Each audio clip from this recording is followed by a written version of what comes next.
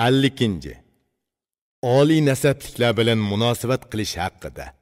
Askar xizmatchilardan boshqa va beylardan tashqari munosabat qiladigan kishilar munuladur ay qarindosh. Bulardan biri payg'ambar avlodi bo'lib, bularni hurmat qilsang, baxt saodat topsan.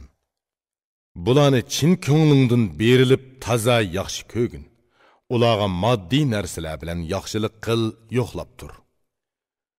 Bular ahli bayt payg'ambarlarning qarindoshlaridir.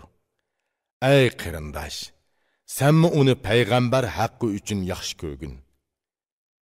Eg'izidan qamlashmagan so'z chiqmasala, ularning ichi teshi, ish harakatini surishtirma.